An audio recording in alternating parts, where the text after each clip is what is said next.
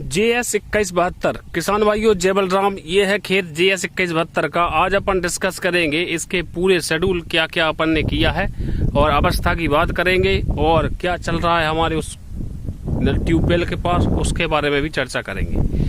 तो सबसे पहले बात करते हैं इसकी अवस्था की। तो ये आज जो है 20 जून की बोनी थी, 20-21 जून की, आज हो गई 28 जुलाई। तो क्लियर 38 दिन की अवस्था हो गई है और फ्लावरिंग जो है स्टार्ट, इसमें मतलब फूल आना स्टार्ट हो गए हैं। तो जैसा कि हमने बोला था कि 35 दिन के बाद क्या है, वैरायटी ज़्यादा दिन की है, 100 दिन ले लेती है, इसलिए 35 दिन के बाद 40 दिन के आसपास इसमें फूल अच्छे दिखते हैं। और जो अर्ली वैरायटी होती है 90 दिन की, 90 दिन वाली, उनमें क्या है 30 दिन की अवस्था पर फूल दिखने लगते हैं। ये सामने आप देख रहे हैं, ये है पूसा 16 कैटेगरी में पूसा 2017, उसका अपग्रेड 2017-1 120 दिन वैरायटी पूसा अनुसंधान नई दिल्ली की। बात करें हमारी पद्धति की, तो हमने क्या है इसको इस बार डबल सीड ड्रिल ना करके सिंगल सीड ड्रिल बेड पद्धति, मतलब 8 फीट की डिस्टेंस पर इसको रखा है, क्योंकि कम दिन की वैरायटी है। तो बीच में चना बोने के लिए जो है या गेहूं बोने के लिए ये नवंबर में यह कट जाएगी, तो खेत पूरी तरह से खाली हो जाएगा। इसलिए डबल सीड ड्रिल चना ना करके पूरा खेत ही खाली हो जाएगा, तो इसलिए इसमें रखा हमने 8 फुट का गैप। खेत तैयार करने की बात करें तो खेत में हमने चलवाया था प्लाव मूंग कटने के बाद। 2 एकड़ जगह है और वहीं साइड में 2303 भी लगा, उसकी अवस्था भी बताएंगे किस तरीके की चल रही है।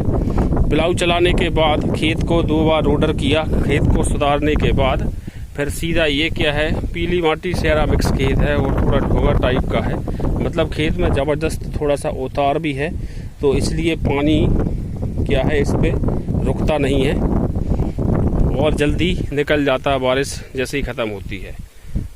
तो ये हो गया खेत तैयार करने की। और इसमें 9 इंच लगाया है। 9 इंच जैसा कि हम बताते हैं 16 इंच कंपलसरी है सोयाबीन के मामले में।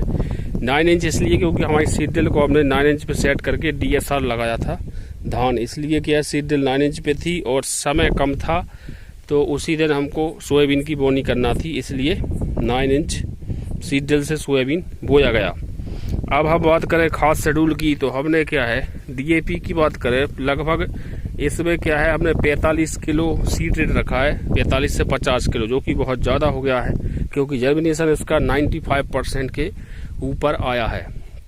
तो इस वजह से क्या हुआ है कि सोयाबीन का जो मतलब जर्मिनेशन अच्छा होने के कारण थोड़ा सा घना हो गया है। तो इसमें लगभग हमको 40, 42, 45 किलो तक ही जाना था, लेकिन ये 50 किलो प्रति एकड़ ज़्यादा हो गया, लगभग 5 से 10 किलो ज़्यादा हो गया यदि जर्मिनेशन अच्छा है तो, इस कारण से। नहीं तो यदि जर्मिनेशन 70% रहता तो अपना विधिवत हो जाता। तो ये है वैरायटी JS 2172। इसमें हमने 25 किलो DAP प्रति एकड़, मतलब 20 DAP और 20 सिंगल सुपर को अपन ने 50 किलो खाद में, मतलब 50 किलो बीज में 40 किलो खाद मिलाया और 5 किलो सल्फर दानेदार बेंटोनेट फॉर्म में जो आती है वह मिलाया। तो इस तरीके से खेत में अपन ने बोनी कर दी। और पहला स्प्रे जो कि 18 दिन के आसपास अपन नीनानाशक खरपतवार नाशक का करते हैं, तो वह इसलिए नहीं किया गया क्योंकि प्लाव चला खेत था, तो इसमें ज़्यादा खरपतवार हुआ नहीं, इसलिए सीधा, और फिर बारिश की वजह से सीधा 25 दिन की अवस्था पर पहला अपना स्पेशल स्प्रे NPK 19-19 के साथ हमने अली का 100 ml, NPK 19-19 मल्टीप्लेक्स का 1 किलो और अली का 100 ml अली का, और साथ में 50 से 100 ml हमने क्लोरो मिलाया। और तीसरा जो प्रोडक्ट था क्लोरो इंटोनेलीपोल, जो FMC का कोराजन होता है, 50 से 60 ml प्रति एकड़। तो शेड्यूल स्प्रे का फिर से आपको बता दे रहे हैं। 1 किलो NPK 19-19 के साथ अली का 100 ml plus 100 ml chloro plus 50 से 60 ml FMC कोराजन का टेक्निकल क्लोरेंटोडेलीपोल। तो इस तरीके से पहला स्प्रे जो है 25 दिन की अवस्था पर किया गया और आज अवस्था हो गई है इसकी क्लियर 38 दिन, 38 डेज।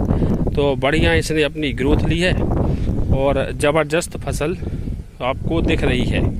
ये पत्ते क्या है, पहले इसमें झरझरा लग गया था तो ये छोटे पत्तों को झरझरा ने खा लिया था। तो ये क्या है, पुराने पत्ते हैं जो कि थोड़े चिथड़े दिख रहे हैं। आगे चलते हैं अपन JS 2303 की तरफ। हाइट आप देख ही रहे हैं कि घुटने तक इसकी ये है घुटने तक इसने हाइट ले ली है 38 दिन की अवस्था पर।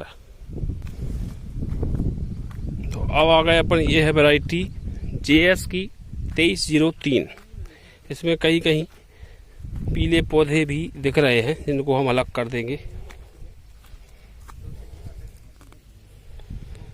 और ये है JS की 2303 90 दिन वैरायटी।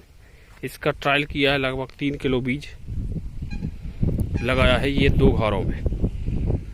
और यहाँ पर लगा है अपना दादा JS 2172। तो 2303 भी बढ़िया कल्ले ले रहा है। अब देखते हैं यह है अपना मोजेक से कंट्रोल होता है या नहीं। JS का 2303, इसकी अवस्था लगभग 1 महीने की हो गई है। और यहाँ हमारी 10x10 की टपरिया बनने का काम लगा हुआ है।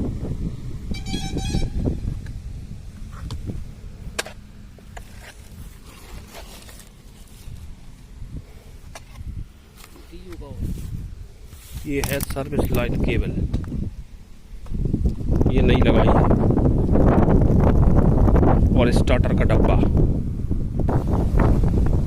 स्प्रे के बाद इसमें क्या कर रहे हैं हम, ये जो लेके जा रहे हैं इसमें अपन डलवा रहे हैं टेबू सल्फर, टेबुकोनाजोल सल्फर, जो कि पाउडर फॉर्म में आता है 500 ग्राम प्रति एकड़ के साथ हमने मिलाया है 500 ml, लगभग 300 से 400 ml क्लोरो और टेबुकोनाजोल सल्फर को हमने मिला दिया है। और रेत, जैसा कि हम बताते हैं कि रेत में मिक्स करना चाहिए, किस तरीके की हमारी रेत रहती है उससे मिला दे रहे हैं। ये देखिए, ये जो रेत है हम क्या है, सूखे दिन में इसको रख लेते हैं 2 4 6,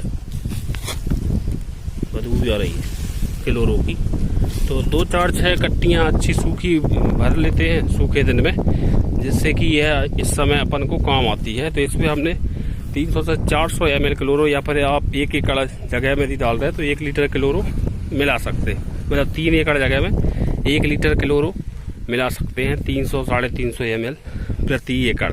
साथ में हमने टेबुकोनाजोल सल्फर जो होता है, टेबू सल्फर बोलते हैं, तो टेबू सल्फर फंगीसाइड इसमें फंगस को कंट्रोल करने के लिए, क्योंकि पानी इस बार बहुत ज़्यादा गिर रहा है, ज़बरदस्त बारिश हो रही है, जिससे कि इसका फंगस कंट्रोल रहे और फसल को कोई नुकसान ना हो। बाकी अपन ने सल्फर बेंटोनेट तो दिया था साथ में, तो एक फंगीसाइड इसमें डाल गया है, साथ में क्लोरो डाल गया है। क्लोरो डालने का कारण यह कि ये जो खेत है और पौधा जो है अपना थोड़ा जहरीला हो जाएगा, तो ये फुंदी मच्छर जो भटक रहे हैं उन पे कंट्रोल मिल जाएगा। साथ में इस 2172 की 38 दिन की अवस्था आ गई है और फ्लावरिंग भी स्टार्ट हो गई है। तो ऐसे ही अपडेट आपको देते रहेंगे लाइव खेत में आकर। जुड़े रहें, चैनल सब्सक्राइब अवश्य करें। जय बलराम, धन्यवाद।